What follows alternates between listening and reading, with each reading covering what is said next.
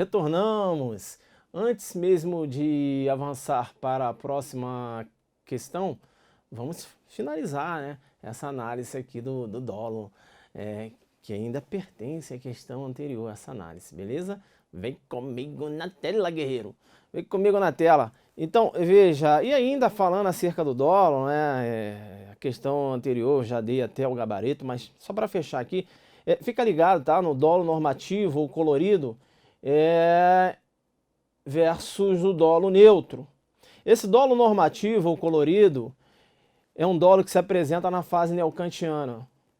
Professor, calma, vem comigo aqui na tela, filho. Calma. A gente vai abordar depois, fazer uma análise lá do causalismo. Eu tenho aqui questões de culpabilidade, evolução da culpabilidade, teoria psicológica, psicológica normativa, teoria normativa pura da culpabilidade. Vai ficar tranquilo, vamos jogar duro. Beleza? Você vai entender tudinho. É isso aí, professor. Esse curso está muito bacana porque essa parte geral, sabe, em alguns pontos eu tinha diversas dúvidas assim e você está esclarecendo mais. É claro que não dá para você pegar tudo, mas você está jogando pesado aí, né? Os pontos principais aqui nós estamos abordando.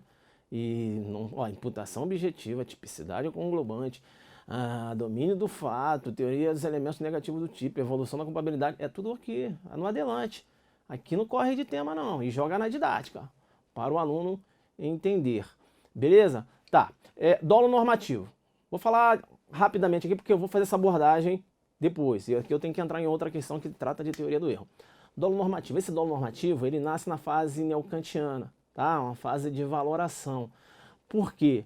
O dolo na fase clássica, né? Ali na teoria clássica, e quando eu falo de teoria na fase neocantiana, estou falando aqui de uma órbita neoclássica, tá? Fase clássica. Na fase clássica, esse dolo é um dolo puramente psicológico. Não há que se falar em conhecimento da ilicitude. Na verdade, o conhecimento da ilicitude aí, como bem menciona a professora Vanzolini, era uma presunção absoluta na fase clássica. Quando eu trabalho com a fase neoclássica, eu tenho um dolo que ele é revestido da consciência da ilicitude. Deu para entender? Essa consciência da ilicitude, veja, revestindo o dolo, promove uma normatividade desse dolo. O dolo, além dele ser psicológico agora, ele é normativo. Porque o mais técnico, inclusive, na fase neocantiana, é chamar o dolo de dolo psiconormativo. Psicológico, mas normativo também. Mas todo mundo chama de dolo normativo. É um dolo com revestimento da consciência da ilicitude. Esse revestimento da consciência da ilicitude veio na fase neocantiana. A gente vai abordar depois, beleza? Tá. E o dolo neutro? O dolo neutro é aquele dolo sem essa consciência da ilicitude do fato. Esse dolo neutro, eu visualizo esse dolo neutro aonde? No finalismo. E como bem também sustenta o professor Bittencourt. Lá no causalismo, no início do causalismo, em que o dolo é psicológico, aquele dolo, além de ser psicológico, é um dolo neutro também. Por quê? Porque eu não tenho aquele dolo revestido da consciência da ilicitude. Eu não tenho ali um revestimento normativo. Então é muito complicado, porque na prova fala assim, no causalismo o dolo é normativo, no finalismo o dolo é neutro. Pera aí, filho, no causalismo, mas em qual fase? Na fase neocantiana é normativo. Agora, na fase clássica, eu não tenho elemento normativo no dolo. Eu tenho um dolo psicológico, puramente psicológico. Mas nas provas, o examinador coloca lá, dolo normativo no causalismo. Calma aí, causalismo nós temos fases no causalismo. Acaba abarcando tudo, e isso foge um pouco das raias do razoável. O dolo é psicológico, na fase clássica, na fase neoclássica ele passa a ser um dolo psicológico normativo, né? Então tem esses detalhes aí. Enfim, mas não tem outra lá para marcar. Está falando lá que o dolo é normativo, as outras você já viu que estão erradas. Marca nessa questão aí. Por quê? Porque não deixa de ser um dolo normativo. Mas esse dolo normativo ele veio na fase neoclássica, neocantiana, e não lá na fase clássica. E na fase clássica eu tenho causalismo. Então, se cair na sua prova, no causalismo, há uma fase em que eu visualizo um dolo neutro?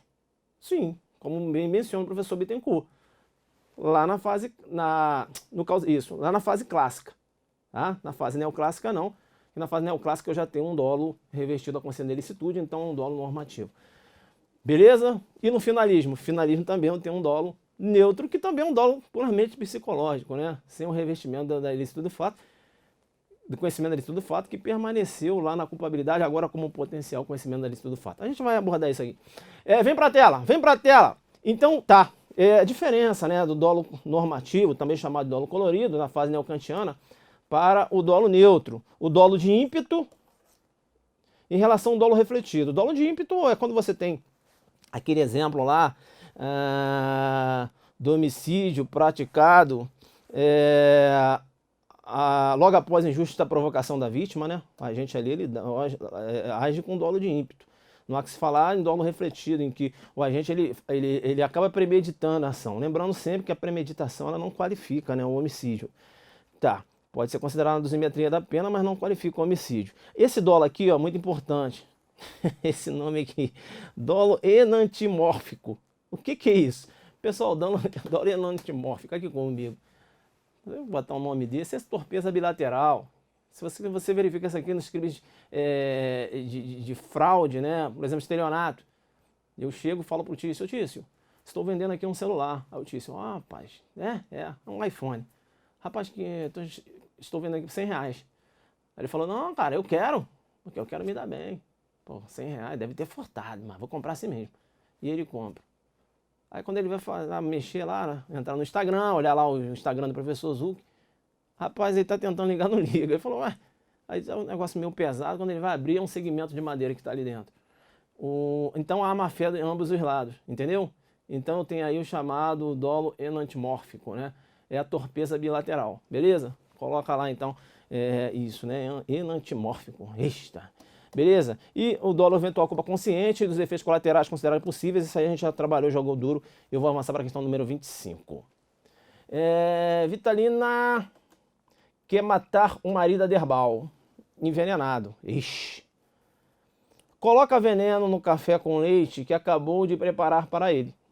Enquanto aguardava o marido chegar à cozinha para tomar a bebida, distraiu-se e não percebeu que sua filha Ritinha entrou no local e tomou a bebida preparada para o pai. Ritinha, socorrida pela mãe, morre a caminho do hospital. Caramba. Nessa hipótese, considerando o Código Penal e a doutrina, a Vitalina deverá responder por homicídio culposo, já que não teve a intenção de matar a filha. Questão errada, né? Questão errada. Olha, questão jogo duro, né? Delegado, 2018, Rio Grande do Sul, jogou duro demais porque aqui eu tenho um erro na execução. Professor, fica ligado.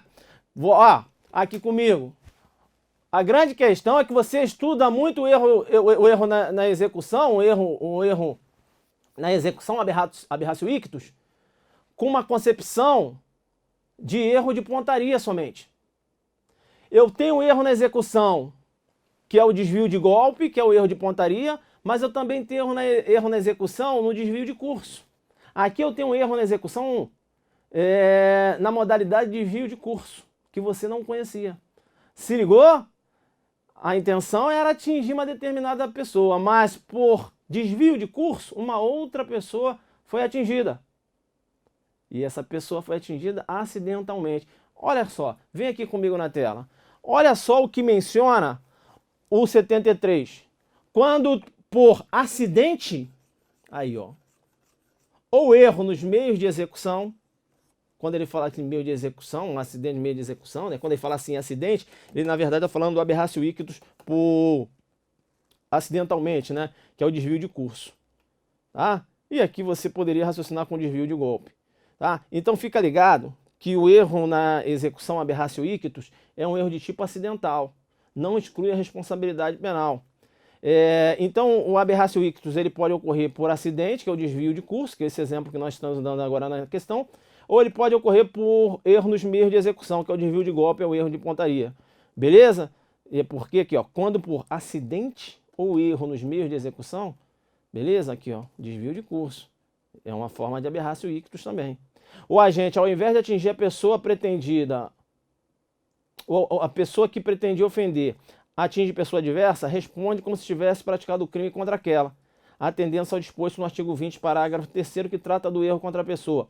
Lá no erro contra a pessoa, nós temos a adoção da teoria da equivalência, beleza? Teoria da equivalência. Há uma equivalência em relação da pessoa que eu pretendo atingir, com a pessoa que foi atingida. Não há que se falar da teoria da concretização. A teoria da concretização tem um outro viés, beleza? Tranquilo.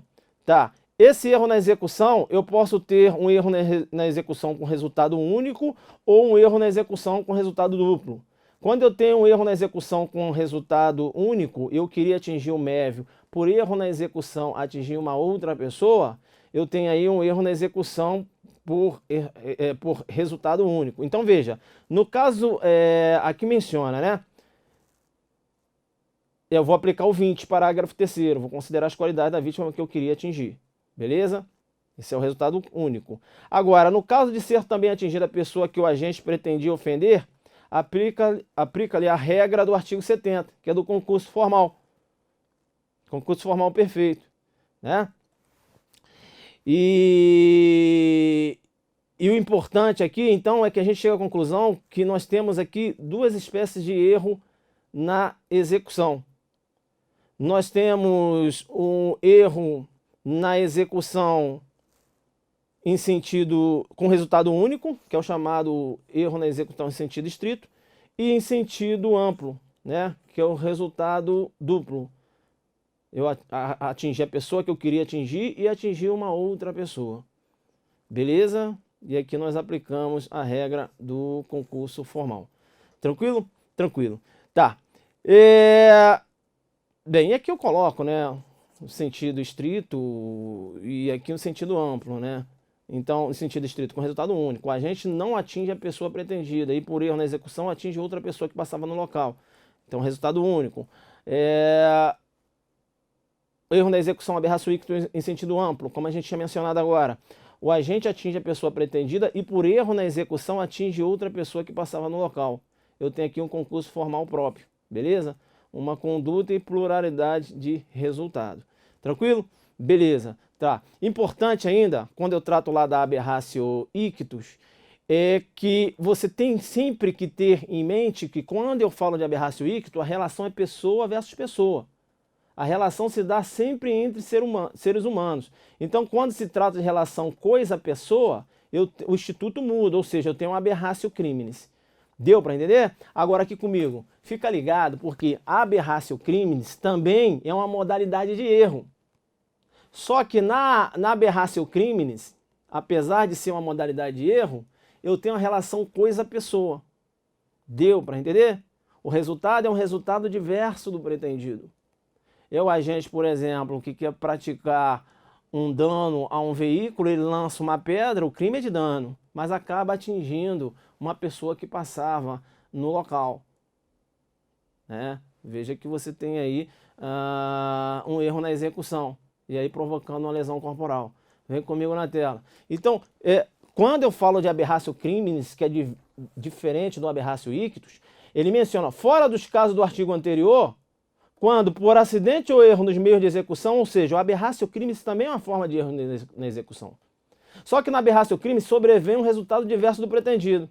O agente responde por culpa se o fato é previsto como crime culposo. Se ocorrer também o resultado pretendido, aplica-se a regra do artigo 70 deste código, que é o concurso formal próprio. Aqui comigo.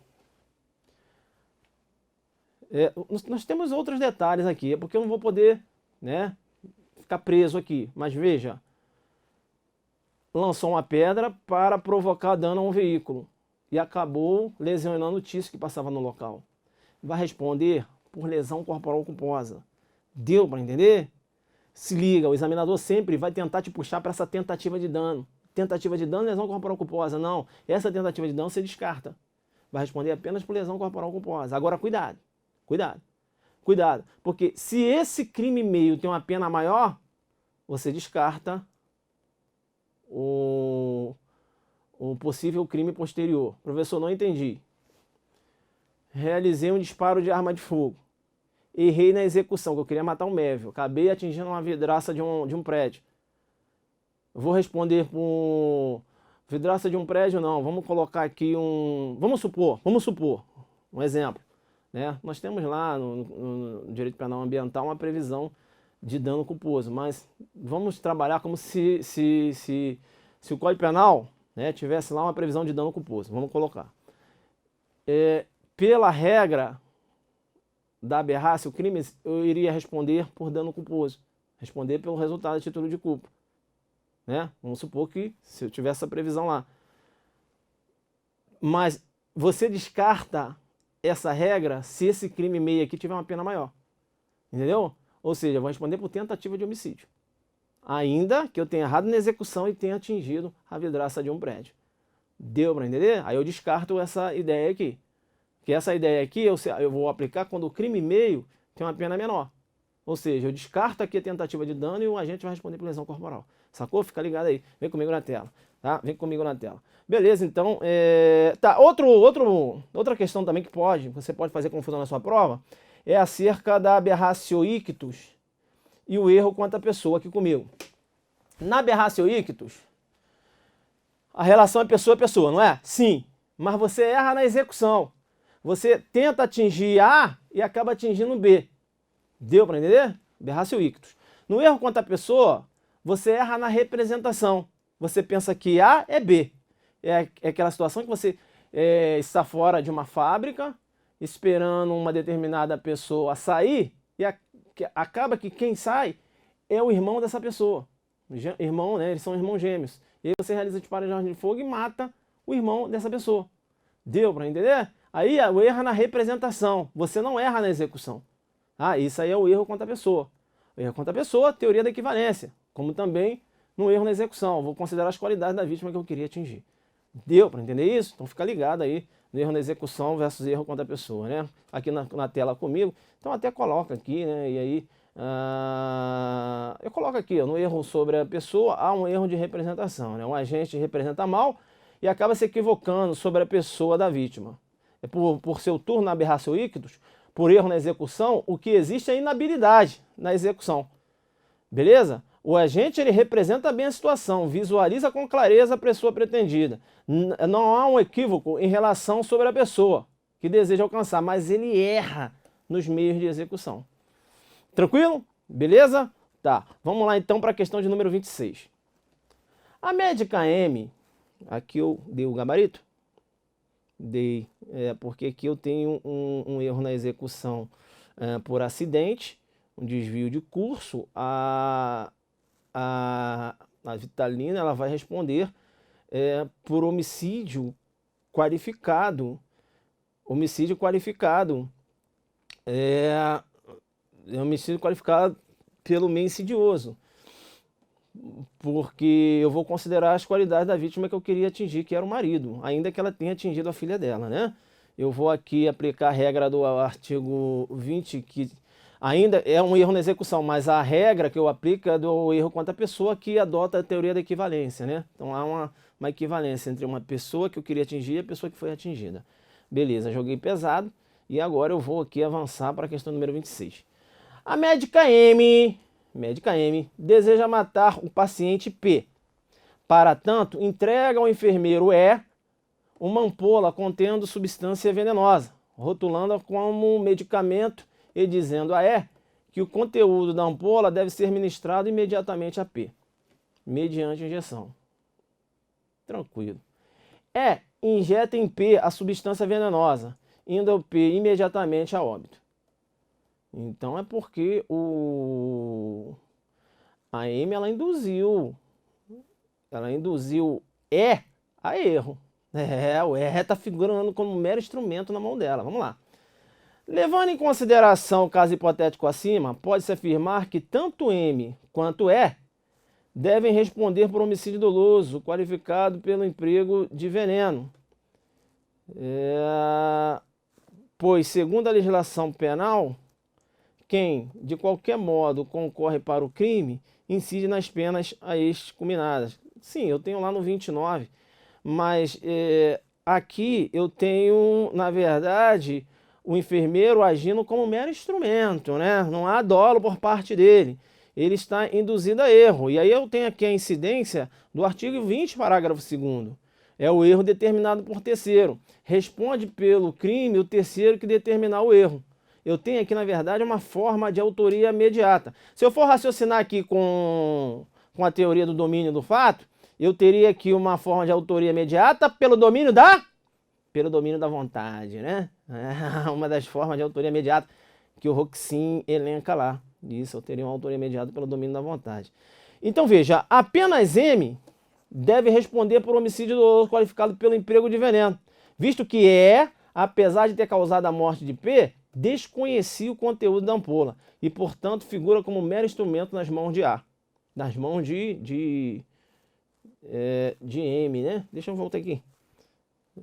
A médica na mão de M. Que negócio de A aqui.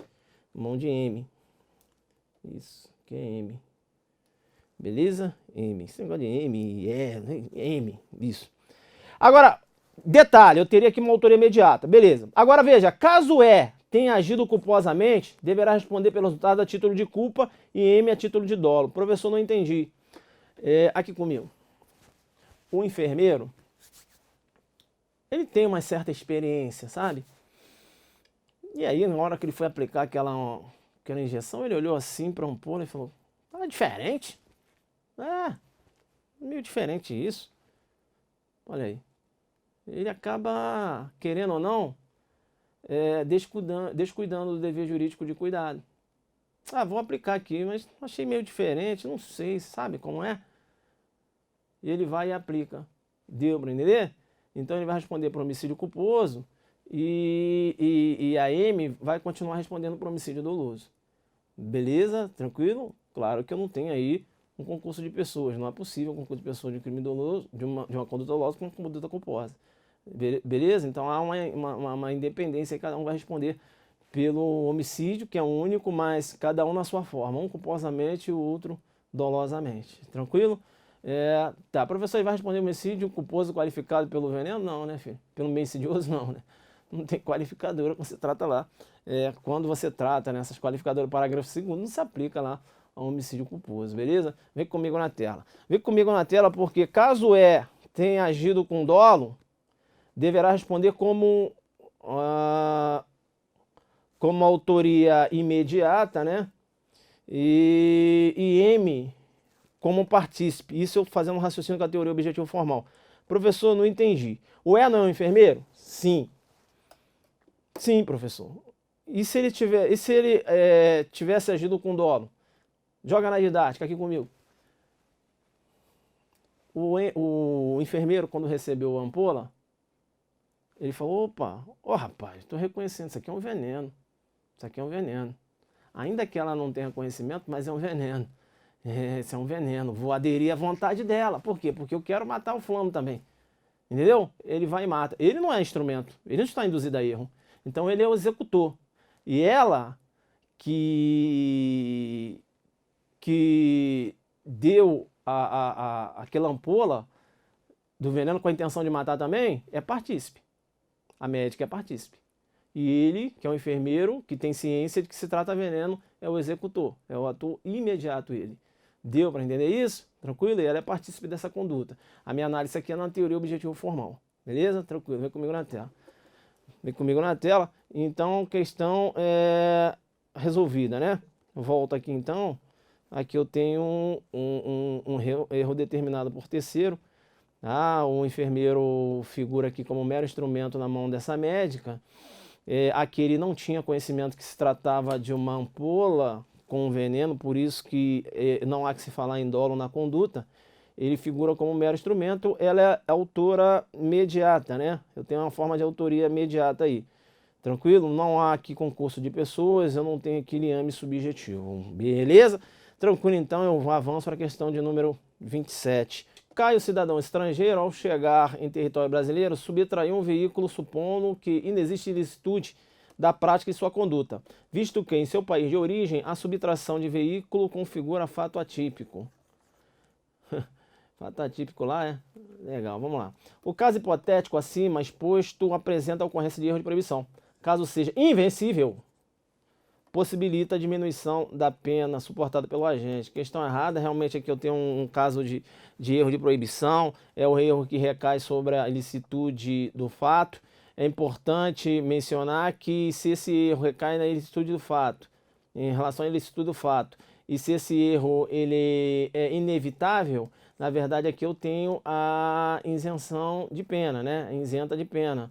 E se é um erro evitável, eu tenho uma causa de diminuição, incidência de uma causa de diminuição, a pena pode diminuir de 1/6 a 1/3. Eu chamo a sua atenção porque o erro de proibição é uma falsa percepção do agente acerca do caráter ilícito do fato típico por ele praticado.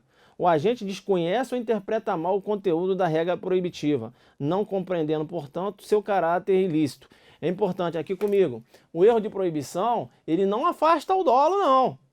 Beleza? Não afasta o dolo. Não faça confusão. Quando eu trato de erro de tipo, se esse erro de tipo é invencível, aí eu tenho afastamento do dolo. O dolo, veja, ele é negativo. É por isso que o professor Eugênio Zaffaroni chama o erro de tipo, né, seja vencível ou invencível, porque eu tenho sempre a exclusão do dolo, né? Mas quando o erro de tipo é vencível, a gente responde pelo fato se previsto como crime culposo, não é isso? O professor Eugênio Zaffaroni chama o erro de tipo de cara ou face negativa do dolo, beleza? Quando eu trato de erro de proibição, que recai em relação ao conteúdo proibitivo de uma norma, eu não afasto o dolo. O que é afastado daí é a culpabilidade, por ausência do potencial conhecimento do estudo do fato, quando esse erro é invencível. Deu para entender isso? Vem comigo na tela, tá? Eu falo acerca disso aqui. Bem, é importante falar do erro de proibição em face da denominada valoração paralela na esfera do profano. Professor, aqui você tem, no adelante você tem valoração paralela na esfera do profano. O que é essa denominada valoração paralela na esfera do profano? A doutrina aponta que essa valoração paralela na esfera do profano é um critério utilizado para avaliar se aquele erro que o agente está alegando, se é um erro de proibição, se esse erro de proibição é um erro de proibição vencível ou invencível, né? Deu para entender? Então, o agente chega a pratica um determinado delito aqui no Brasil, vamos supor aí, porte de drogas para uso próprio. Só que ele está aqui no Brasil, ó, há um tempão. Ele é um holandês, inclusive. Está aqui no Brasil, ó, há muito tempo. Estudou em escolas brasileiras, tem um contato diário com brasileiros, assiste aí diversas palestras jurídicas, inclusive. Inclusive, ele até fez direito. E ele fala o seguinte: não, eu sou holandês, lá no meu país, essa prática não é considerada uma prática ilícita. Será que essa alegação dele se sustenta? Então a gente tem que valorar, na esfera do profano, ou seja, fora do direito, verificar como era a vida desse cidadão, qual foi o acesso às informações que ele teve. Deu para entender? Essa é a valoração paralela na esfera do profano. É um critério utilizado para avaliar se aquele erro de proibição é um erro de proibição vencível ou invencível. Deu para entender? Vem comigo na tela. Vem comigo na tela porque eu tenho as espécies de erro de proibição. É o erro de proibição direto. O agente desconhece o conteúdo de uma lei penal proibitiva, ou se conhece, interpreta de forma equivocada. Esse caso agora que nós analisamos, nós temos um exemplo de erro de proibição direto. Ou eu posso ter o denominado erro de proibição indireto, né? Ou discriminante putativa por erro de proibição. Aqui comigo. No erro de proibição indireto, o agente ele supõe que existe uma norma que ampara a sua conduta, quando essa norma não existe. Ou seja, uma norma que exclui a ilicitude da sua conduta, quando essa norma não existe. Não existe. Deu para entender? Então, como bem, eu vou passar o exemplo para vocês aqui, daquele marido traído que chega à casa e encontra a sua mulher com uma outra pessoa. Ele acha que pode agir em legítima defesa da honra e ceifar a vida de sua mulher.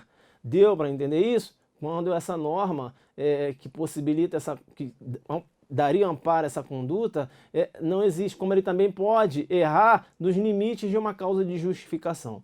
Deu para entender? Vem comigo na tela, né? É o erro de proibição indireto. O agente conhece o caráter ilícito de sua conduta. Ele sabe que matar é uma conduta ilícita, mas ele supõe que, de forma equivocada, que está amparado por uma excludente de ilicitude. Ou seja, o agente sabe que a conduta é típica, mas imagina presente uma norma permissiva, ou seja, uma excludente de ilicitude. Ora supondo existir uma causa de exclusão de ilicitude, ora supondo estar agindo nos limites de uma discriminante. Ou seja, ele pode entender que está num contexto de discriminante, mas ele ultrapassa os limites dessa discriminante. Então, o exemplo aqui, ó, atraído por sua mulher, acredita que está autorizado a matá-la para defender a sua honra. Um exemplo aí do erro de proibição indireto. Quando se fala de erro de proibição, fica ligado ainda que eu posso ter o erro de proibição mandamental, uma espécie de erro de proibição. O agente tem o dever legal de agir e acredita que em determinadas situações está autorizado a deixar de agir para evitar o resultado. O professor me dá um exemplo no jogo duro aqui comigo. Eu tenho uma determinada mãe, ela se encontra numa situação de miserabilidade e ela acredita que nessa situação ela pode deixar de prestar assistência ao seu filho. Tá entendendo? É o que nós chamamos de erro de proibição mandamental. Beleza? Ela acaba interpretando mal um mandamento da lei, né? Que é a obrigação dela prestar assistência. Ela acha que naquela situação que ela se encontra de miserabilidade, ela não tem o dever de prestar assistência ao seu filho. Tá? É o erro de proibição mandamental. Vem comigo na tela. Vem comigo na tela porque eu tenho um delito putativo por erro de proibição também, que pode cair na sua prova. E aí você fazer uma confusão com delito putativo por erro de tipo. Quando é que eu tenho um delito putativo por erro de tipo? Vamos começar pelo erro de tipo, né? Inclusive aqui eu vou fazer uma homenagem ao professor Luiz Flávio Gomes, né? Bem, veja que segundo o professor Luiz Flávio, o saudoso professor Luiz Flávio, eu tenho um delito putativo por erro de tipo, e aqui ele apresenta o exemplo, aquela mulher que pensa que está grávida e pratica atos abortivos depois de ser constatada a ausência de gravidez. Ou seja, há um erro sobre a presença desse pressuposto típico, que é a gravidez. O fato é atípico. Aqui comigo. Então, ela acha que está grávida e pratica manobras abortivas. Veja que não há que se falar em crime de aborto, porque ela erra no contexto fático. Só na cabeça dela que eu tenho a prática de um delito. É o delito putativo por erro de tipo. O erro recai no contexto fático. Deu para entender? Vem comigo na tela. Vem comigo na tela, porque ela entende que ela visualiza a presença desse pressuposto típico, quando na verdade, que é a gravidez, né? Quando na verdade não existe. Eu tenho aí um erro, um delito putativo, né? Putativo porque não é um delito real, que recai aqui no contexto fático, que é um delito putativo por erro de tipo. Por seu turno, quando eu trato de erro de proibição, delito putativo de erro, por erro de proibição, eu também tenho uma situação em que o agente acha que está praticando um crime. Ele acha que aquela conduta que ele está praticando é uma conduta prevista como típica na lei penal, quando na verdade não há essa previsão. Veja que no delito putativo por erro de proibição também existe crime putativo, né? O delito putativo. Ou seja, o agente supõe ser proibido uma conduta que na verdade é penalmente permitida.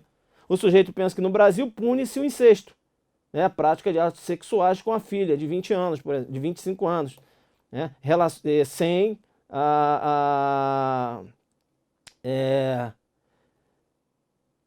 sem o constrangimento ou violência, porque claro, é filha, mas se ele utiliza ali violência ou a grave ameaça, eu tenho o estupro, né? Beleza? Então é aquele que pratica o sexo com a filha com consentimento desta, é claro, e aqui, né, 25 anos, porque ela tem a autodeterminação, né? Não é a menor de 14 anos, beleza? Veja que aqui no Brasil esse fato é atípico, mas ele acha que está praticando crime, né? No nosso país não se pune o incesto, tá? Importante ainda, aqui comigo, não corre não, vou continuar agressivo aqui comigo. Veja que ainda falando acerca do erro de proibição e erro de tipo, importante ainda você visualizar na órbita finalista, as teorias da culpabilidade que tratam das discriminantes putativas. Beleza? Levando para sua prova. O Brasil adota a teoria limitada da culpabilidade, onde há uma divisão em relação ao erro. erro em relação a discriminantes, né, que venha recair num contexto fático, eu tenho aí erro de tipo. E um erro que venha recair, né, nas discriminantes, mas veja, ligada à existência ou limite de uma norma, né, permissiva, eu tenho aí um erro de proibição.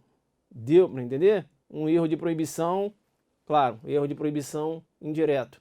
Beleza? Divide o erro, tá? Quando você trata da teoria extremada, também chamada de rigorosa da culpabilidade, todo tipo de erro é erro de proibição. A teoria rigorosa ou extremada da culpabilidade é a teoria preferida pelos finalistas. Ou seja, eles não admitem essa questão de exclusão de dolo como ocorre no erro de tipo, não. Esse é erro de tipo, permanece o dolo. Tá? Veja, o dolo, os finalistas, eles são muito ligados ao dolo, à finalidade. Então eles não admitem essa exclusão de dolo quando há um erro de tipo. Eles entendem que todo tipo de erro, seja no contexto, quando há um erro no contexto fático, né? Isso. Então, os finalistas entendem que todo tipo de erro, seja um erro no contexto fático, que eu teria um erro de tipo, seja